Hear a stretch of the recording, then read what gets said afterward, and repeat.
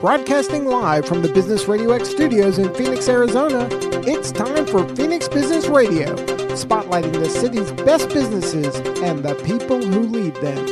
So welcome everybody to the Lurnist show, broadcasting live to you today from the Phoenix Business RadioX studios here in Tempe, Arizona. I'm your host, Deborah Hildebrand. And I'm your co-host and producer, Lauren Jenny, and we are here to celebrate Women in Agile. So one of my passions is to help young girls who want to have a career in STEM. This show is a big part of how we get there, because as we highlight women who are doing amazing things in Agile, we create role models for young women to look up to and emulate. So I want to take a moment to thank our sponsor, Learn Agile. We provide Agile certification courses, professional learning courses through Scaled Agile and IC Agile, as well as Enterprise Agile coaches to help you through your Agile transformation. You can find out more at learnagile.com. That's LURN agile.com. So we are really excited today to welcome Diana Larsen, co-founder, chief connector, and a principal coach, consultant, and mentor at the Agile Fluency project, and Padmini Nidumolu, co-creator of Lean in Agile for Women, which is an initiative to amplify the voices of women and celebrate the journeys of thought leaders. So thank you, Padmini and Diana, for joining us today. Well, thank you for inviting us. Thank you. Pleasure to be here.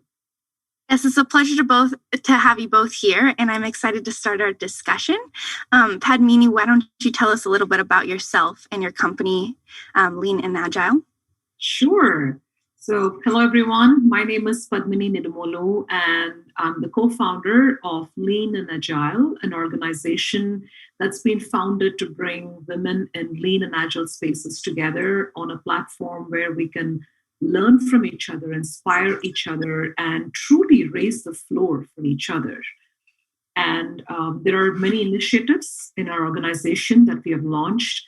And our flagship initiative is called LEA 100. It's Lean and Agile 100. So this is in the honor of all those women who have, crossed, I would say, all the hurdles and challenges and self-barriers and are, where they are right now. In fact, Diana is one of our LEA 100 women as well. Shared, her journey with us very graciously. So we are in the process of interviewing the 100 women. And I have huge appreciation for what you're doing here, right? Deborah and Lauren, because, it's very similar to, the philosophy that we have.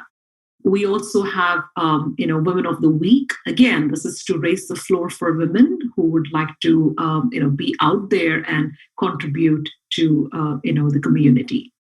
I'm also an enterprise Agile transformation coach, and I work, at Fannie Mae, and I'm active in the community, and we are here to serve. So very glad to be here, on this platform. Thanks for having me. Well, thank you for being here as well. We're very excited. Diana, you as well. Can you talk about yourself and the journey you've had through Agile and creating the Agile Fluency project? Oh, okay. Well, I started my career way back. A long time ago, primarily working. I started out in sort of training and development, and then moved more into working with organization development and organization design, and didn't end up, but had a pause point where I was working mostly with redesigning work processes. And I'd go into an organization and work with a team of people or with a group of people, and they would redesign their work process so that it fit them better.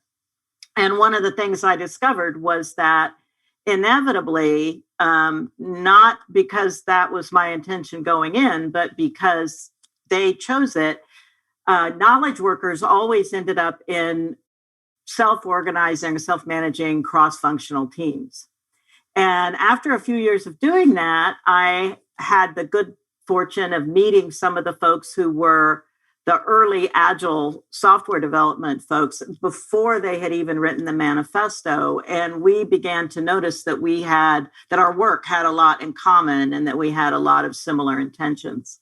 So I brought what I knew from organization development and organization design into the Agile world, and have made some contributions there through books that I've written, Agile Retrospectives and Liftoff, which is about chartering teams, and 5 Rules of Accelerated Learning. And then I connected with James Shore, and he and I had a very similar vision that every organization that says we're doing Agile should have the Agile that's the best fit for them. And they should be able to enable their teams to give them the results they needed. And out of that, we wrote the Agile Fluency Model article, and we formed the Agile Fluency Project, which is where I'm working today.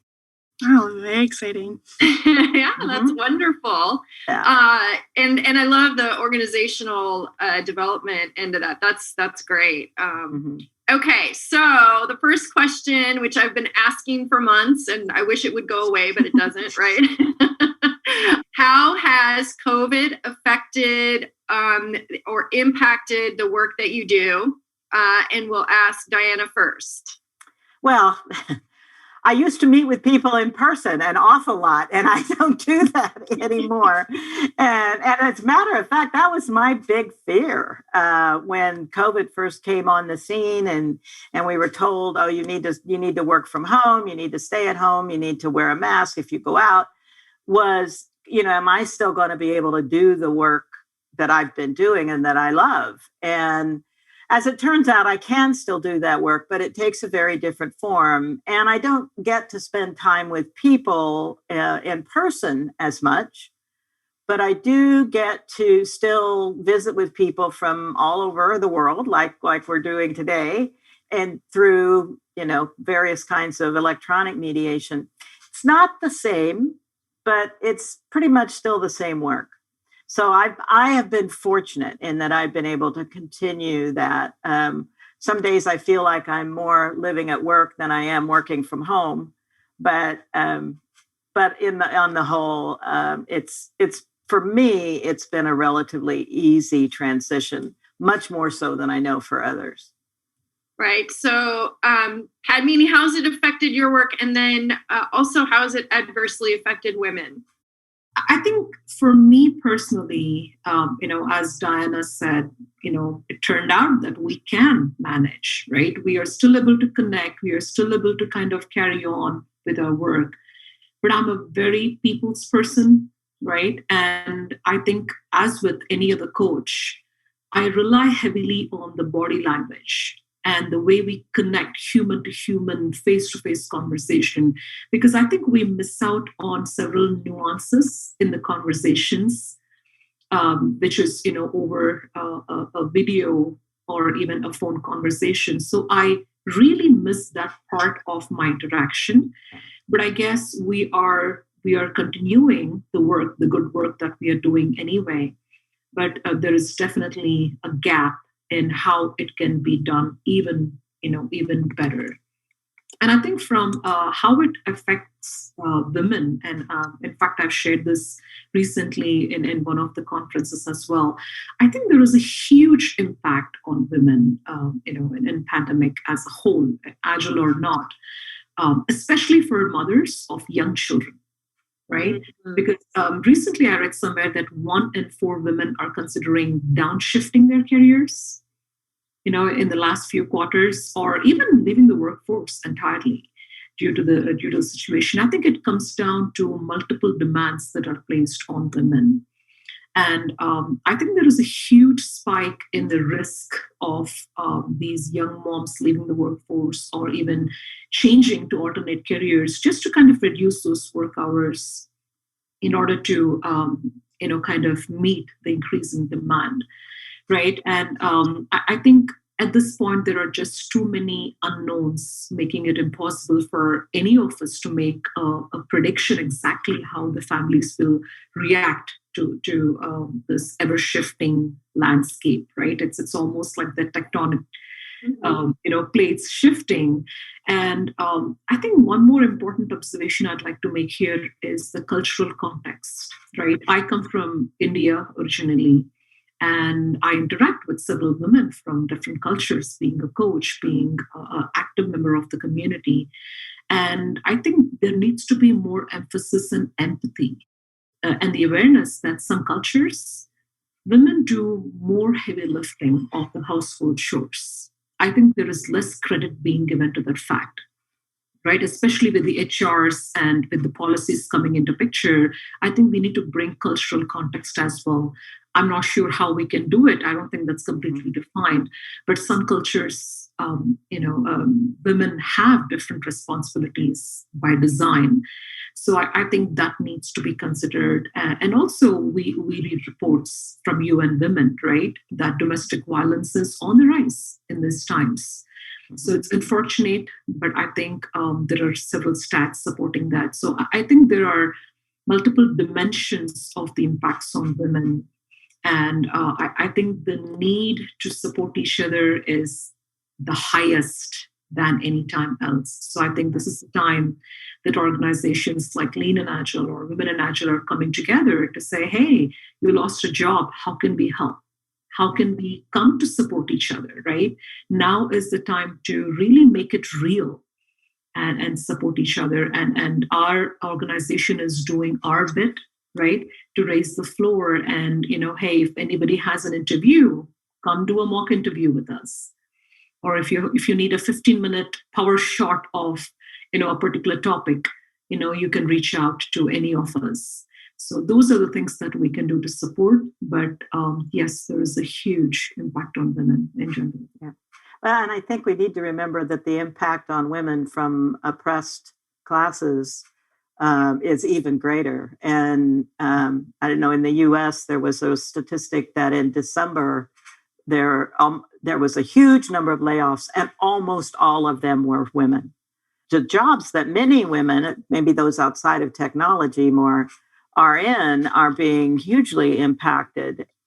So people's livelihoods are at stake here, and people's home lives, as Padmini pointed out, are at risk. So that's just fascinating, and I think I'm going to ping you after both of you after this, but I really am interested in those statistics. Mm-hmm.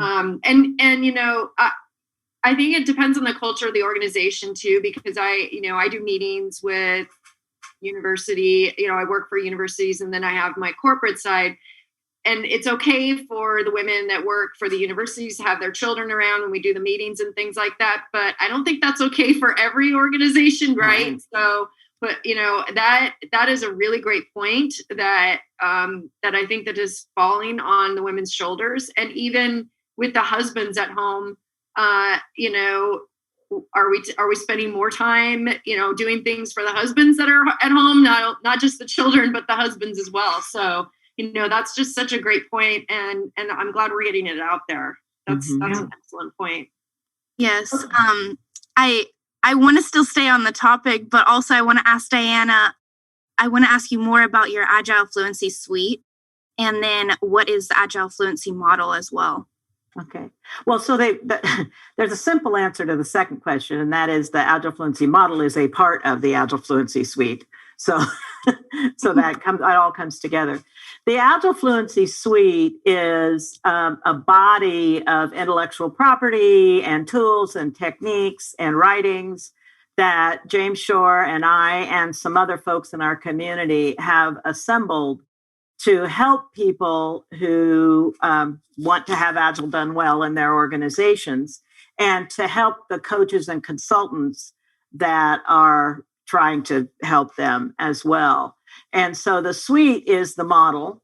It is a diagnostic that we do with teams to sort of say, how does your team fit into this model? And then what we call an improvement cycle, a way of approaching the work so that we know we can learn and then act on how Agile done well is going to fit into your organization. So we put all those three things, and then all of the materials and things that have been created to support those, and all together, that's the Agile Fluency suite.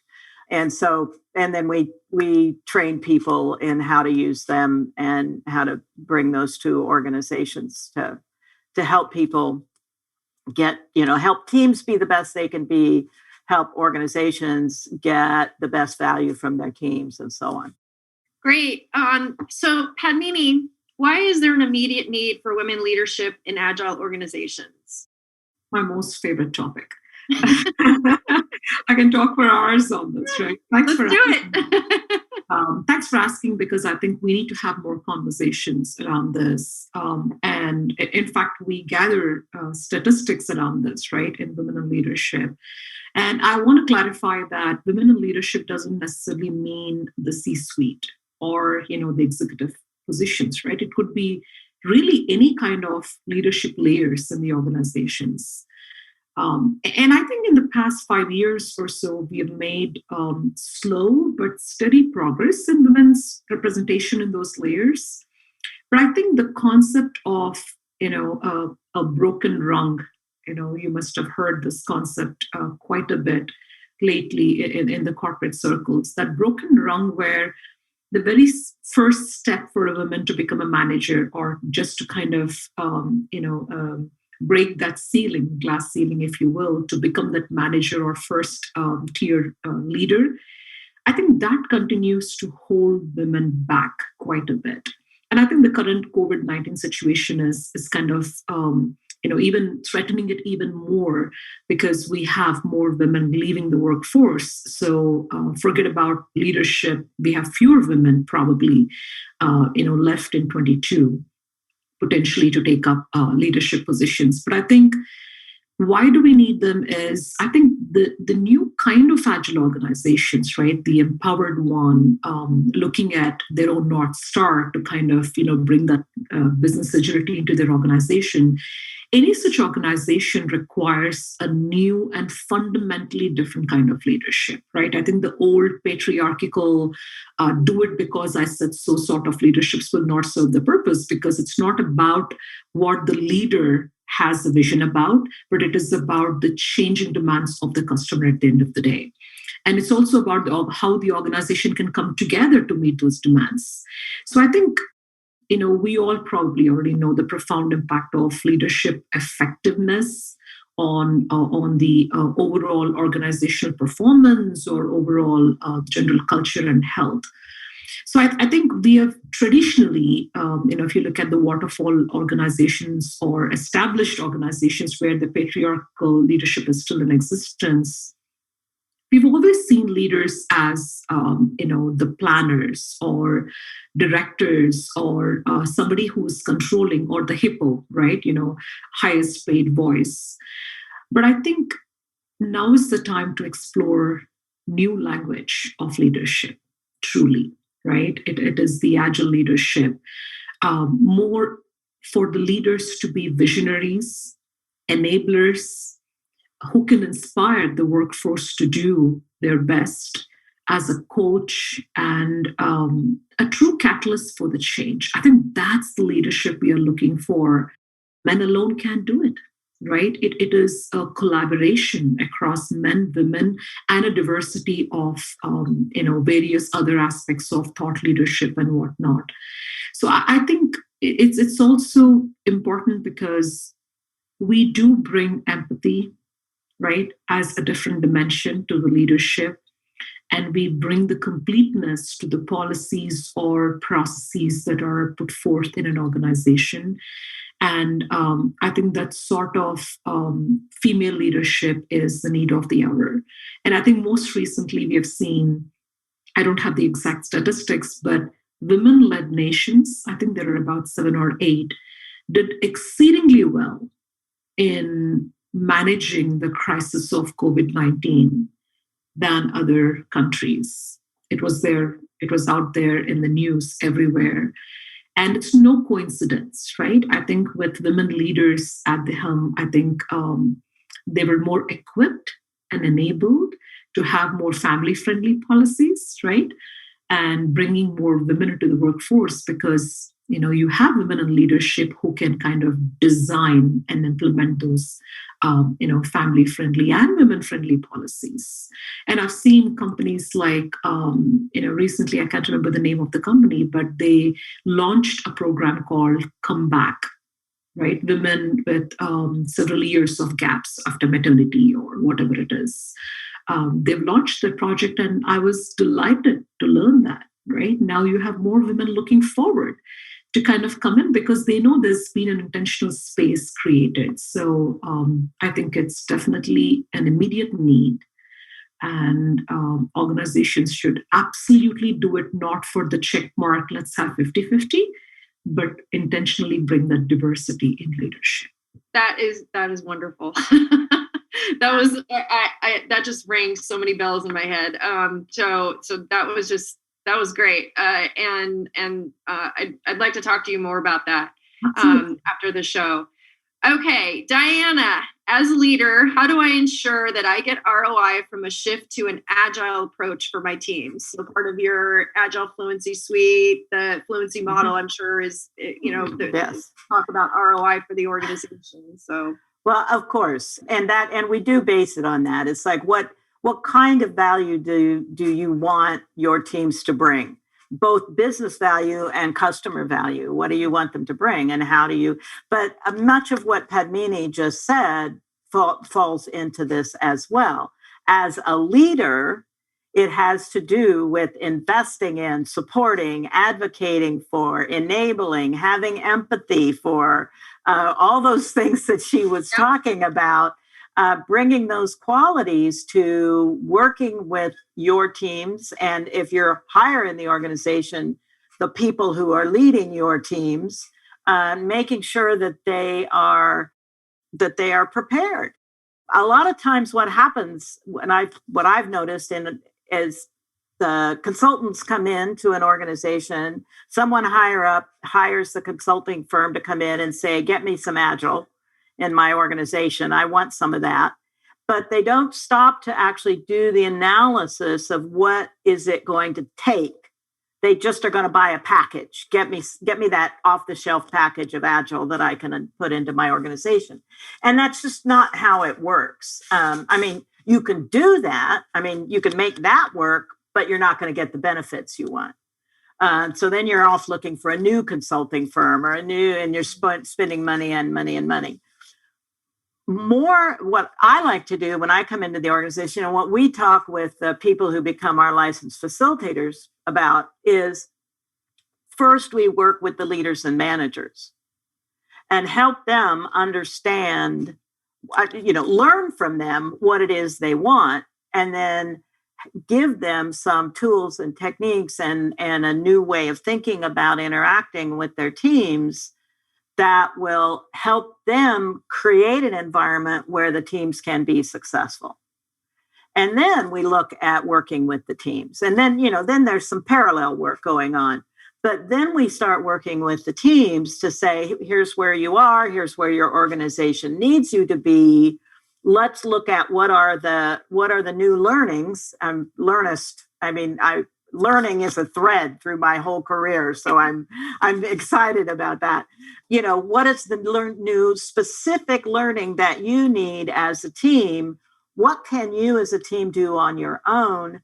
What do you need the support of your organization to be able to do? And begin to create an investment plan, both from the team side and the leader's side, to make that happen.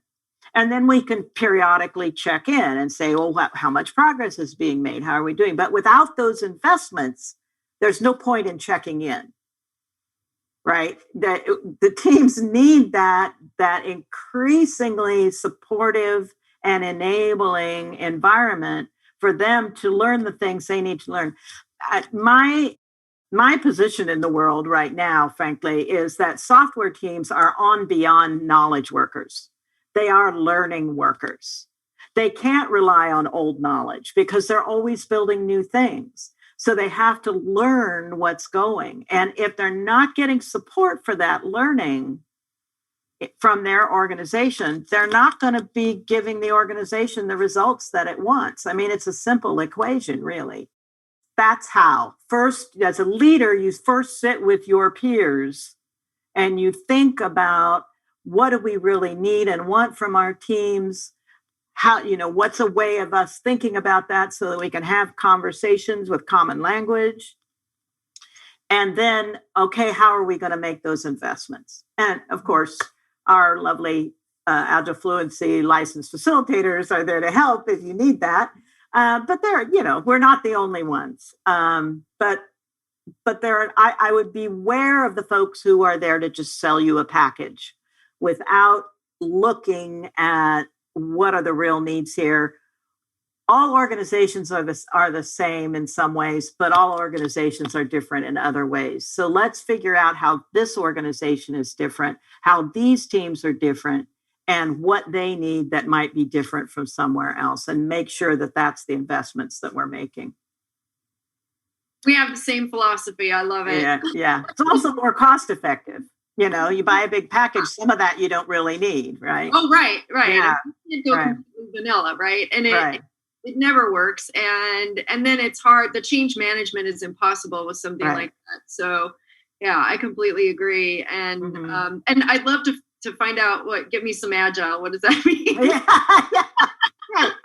Yeah.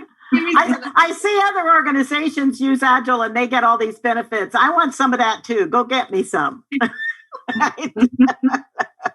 It's a version of the old, hey, I read this on an airplane magazine, but now nobody's on airplanes anymore. So, or fewer people. There's still some, but fewer people are on airplanes. Very few. Yeah. Yeah. I love that. Go give me some of that Agile. Love it. Okay, so that was great, Padmini. What are some of the barriers, both internal and external, that women are fighting today? What are some of the challenges and barriers? Another favorite topic of mine. We're asking, and in fact, lean and agile, right? Whenever we do workshops or we do sessions ahead of a conference. This is one of the sessions we do with the women, right? The internal and external barriers. I'll just quote an incident before I go further in this. In fact, when we were doing it in one of the conferences, we asked all the women to list the barriers, right? The internal barriers. They stopped at, maybe one or two, right? They couldn't list beyond one or two barriers that they were holding.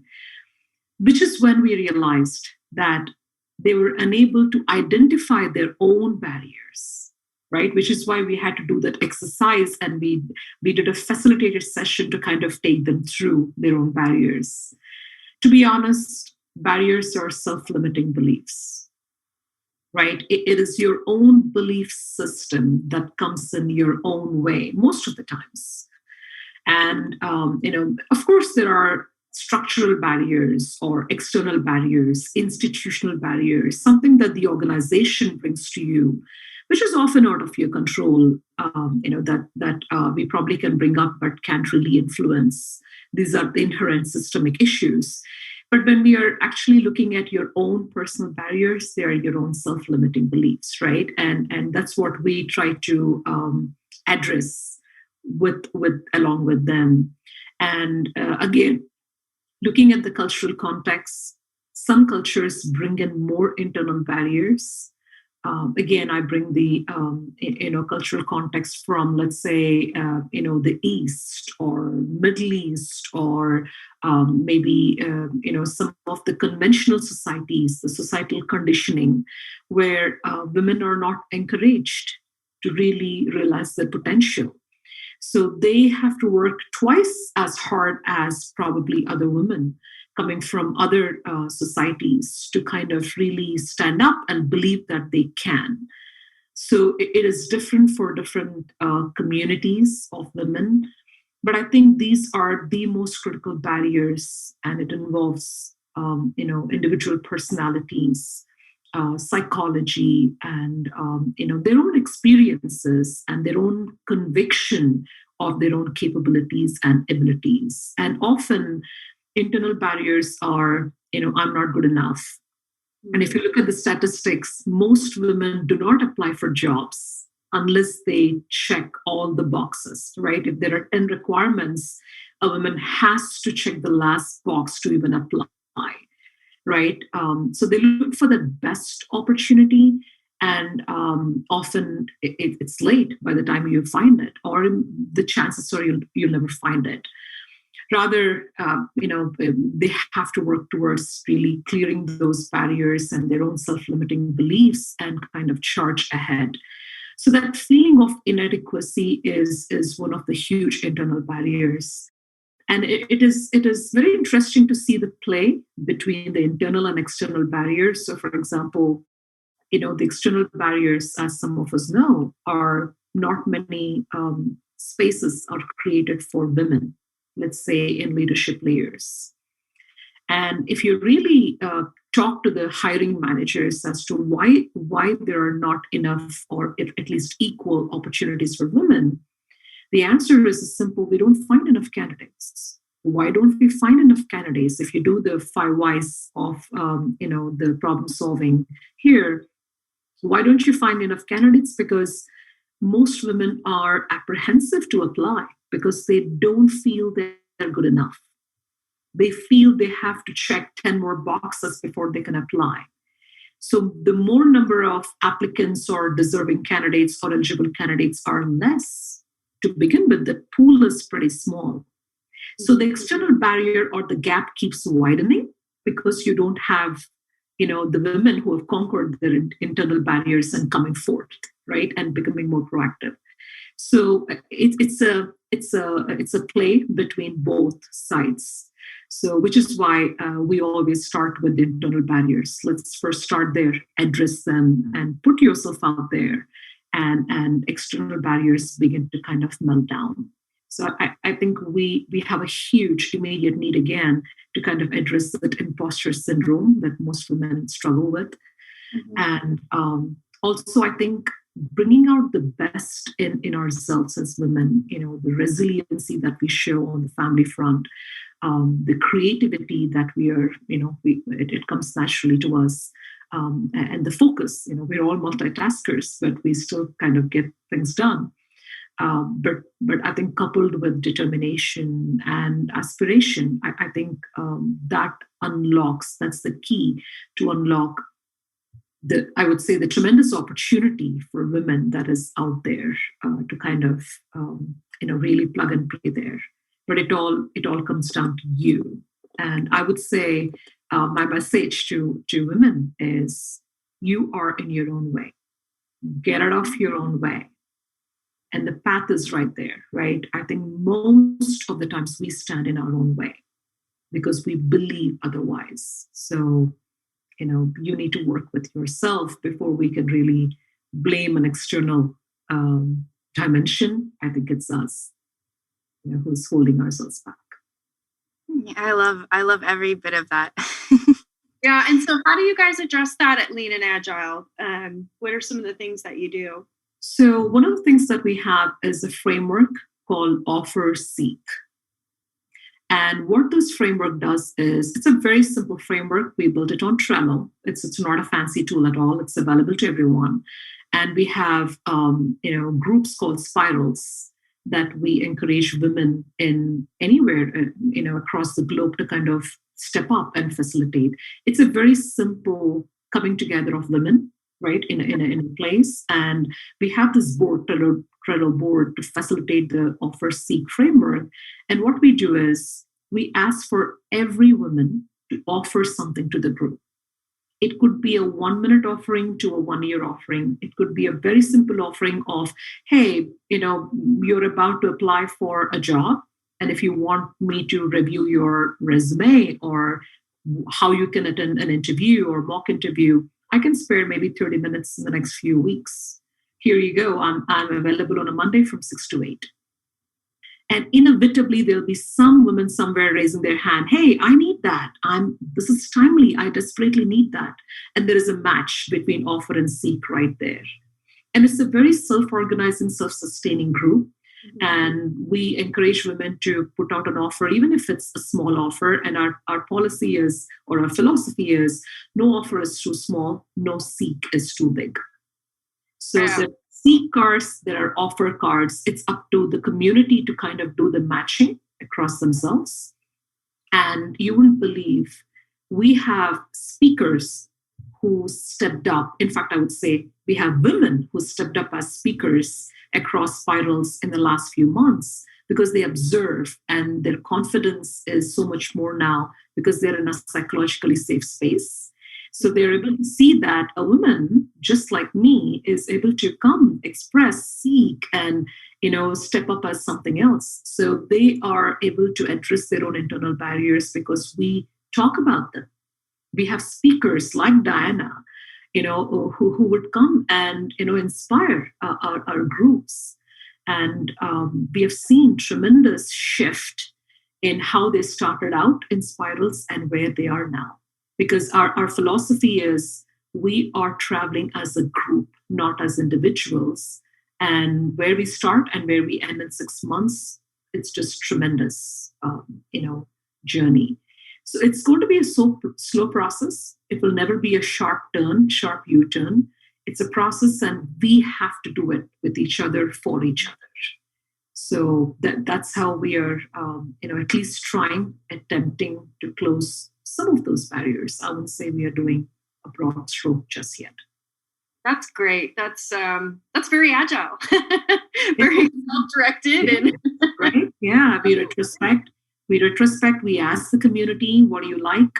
What do you want to do more? What do you want to have more of? And we take it, we crowdsource, and then we iterate on it. So it's truly by them. We are just facilitators and enablers here. Fantastic.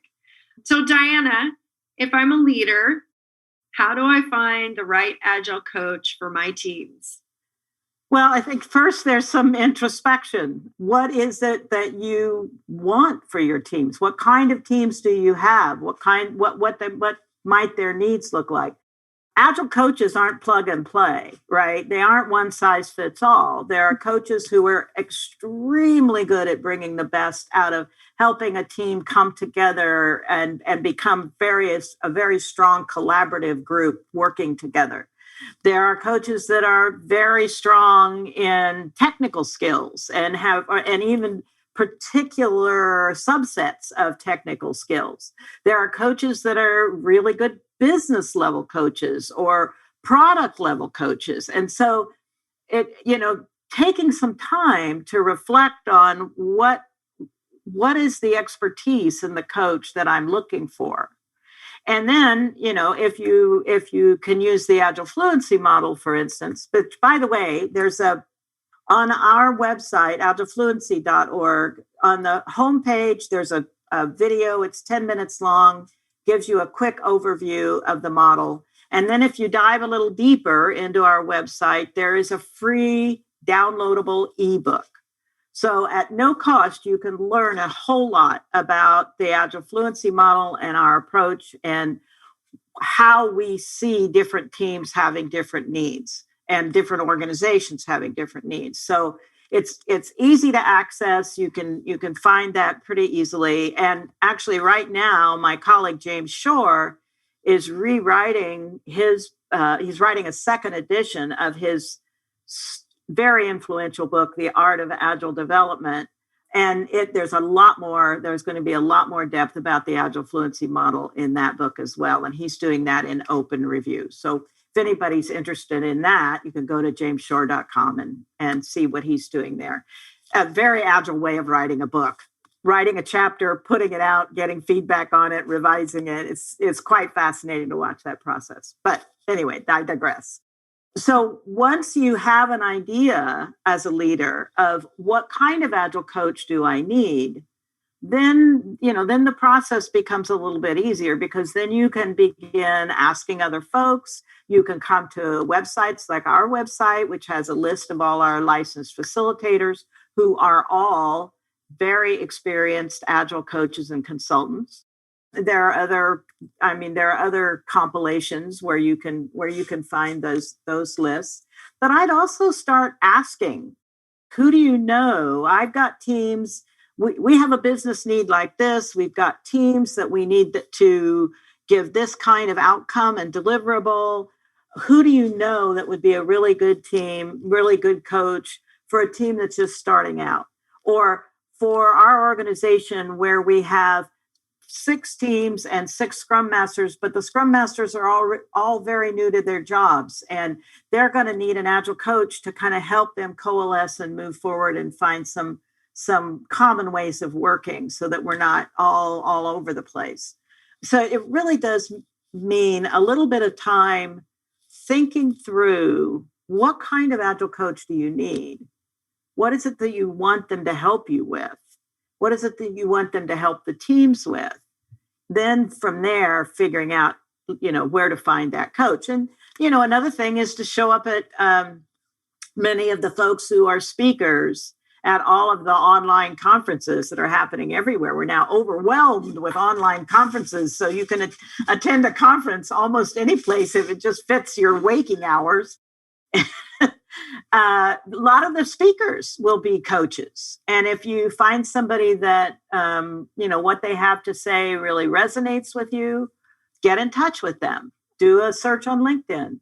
Ask the people that you know on LinkedIn and that you respect, I have this issue, I have these needs, who might be a good agile coach for me? Folks like me who over the years have attended lots and lots and lots of conferences and met lots and lots of coaches around the world often will have some ideas about who you might want to get in touch with, or who to get in touch with who might be able to tell you about some other folks. So it's a process like any other, but it helps to know what you're looking for before you just go out and say, hey, I need an agile coach. Do you know any? Right. That's probably not the right way to go about it. Right. But I mean, to be fair, a lot of people wouldn't think that there's a difference, right? I mean, you stated there, like, that's probably new to a lot of people. They would, most people looking for an agile coach don't know anything about agile, or they know very little. So, well, I mean, just like when you're looking for developers, oftentimes we're saying, do I want a full stack developer? Do I want a front end developer? Do I want a back end?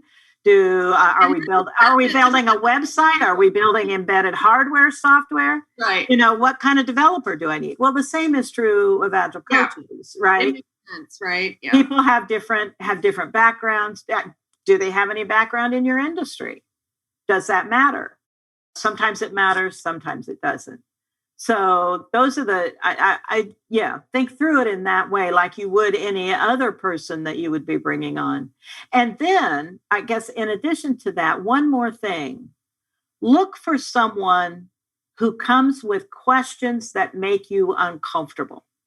Do not look for the person who comes and says, yes, I have the answers for you. Mm-hmm. Right?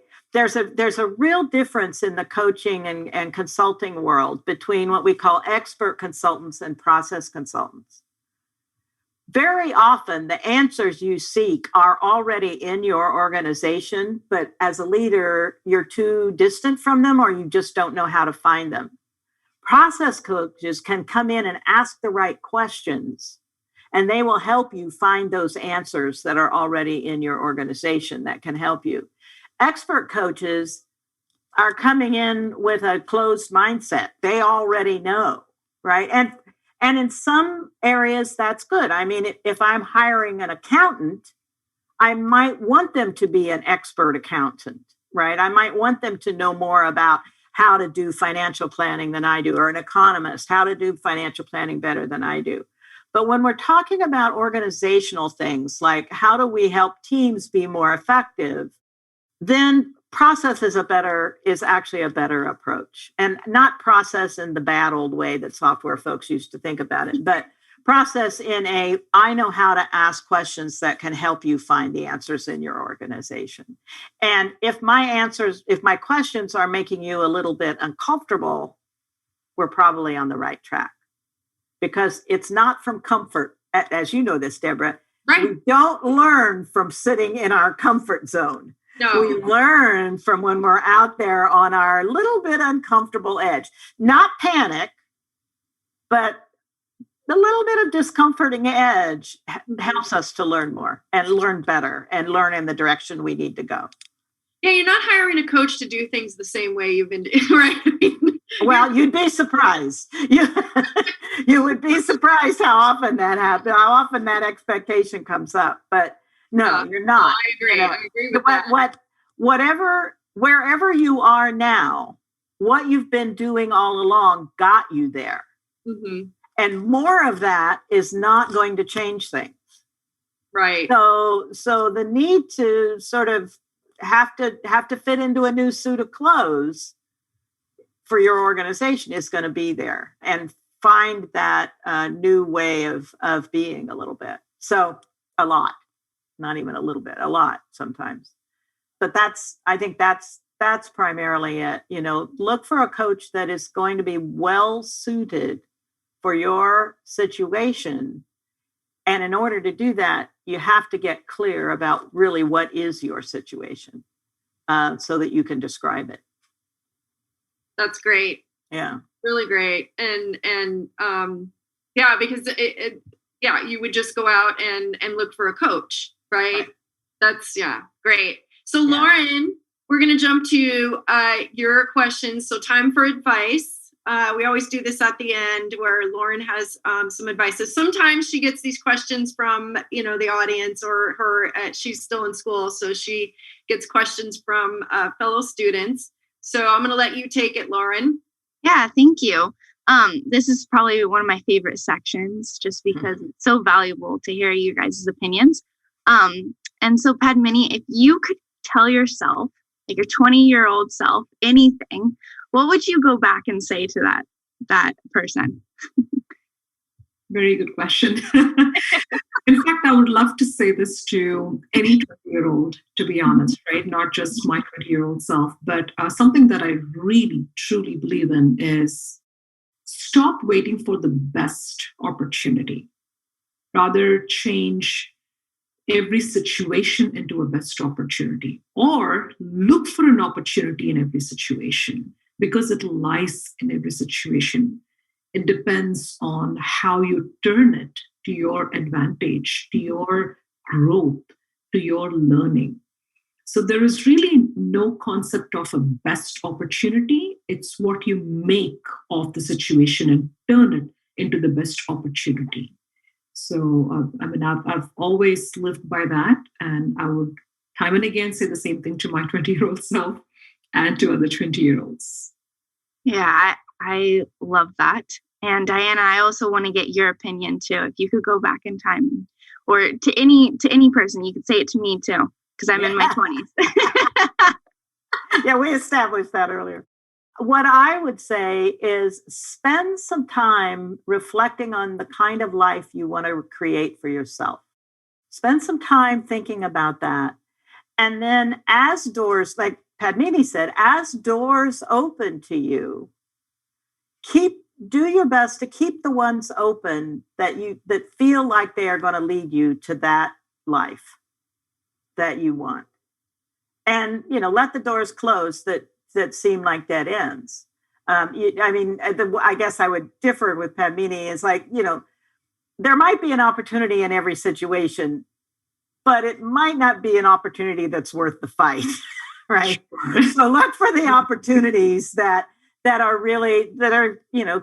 going to move you in the direction you want to go, and know that, and then expect that you're going to reevaluate that every 4 or 5 years. Rethink, okay, what now that I've learned a little more, what is the best life I want to create? Now that I've learned a little bit more, what is the best life? And when you get people who you are close to, what is the best life I want to create for me and my family, or me and my close circle of friends? And just continue to do that. One of the most useful things I did in my life, and unfortunately I did it a little later than my 20s, but I wish I had known, was when someone challenged me to decide what is my life purpose? What is my life mission? What is it I've been put on the planet to do? And, it's a little metaphysical, but it was a very useful exercise. And once I figured that out, that has stuck with me through my whole life. And so I always go through the doors that open toward helping me become someone who can help others to create the best possible workplaces and do their best possible learning. Because that's what I discovered was going to be my life mission when I was like in my very early 30s. I wasn't in my early 20s at that point. And keeping those doors open. What will help me do that? What will help me do that? Has guided me through my whole life. And I have to say, I have very few regrets in my life in terms of choices I've made. I regret things that have happened, but not things that I caused to happen. And so I feel pretty good about where I am right now, even, moving into my really elder years, that I am in a place where I really like to be. It's been guided by my own vision. What kind of life do I need to live? What kind of life do I want to make? And what's my purpose here? Yeah. And I mean, it's all relevant to what we were talking about pre-show. Yeah. And it's really hitting home to me because that's exactly what I need to be reminded of. Yeah. And you both have said such valuable points. And I appreciate everything you've said because it is important to think about, where do I need to be at this point in time? Because it's no more dilly-dallying for me. I mean, I'm in my 20s, I'm almost done with school. There's no more excuses anymore.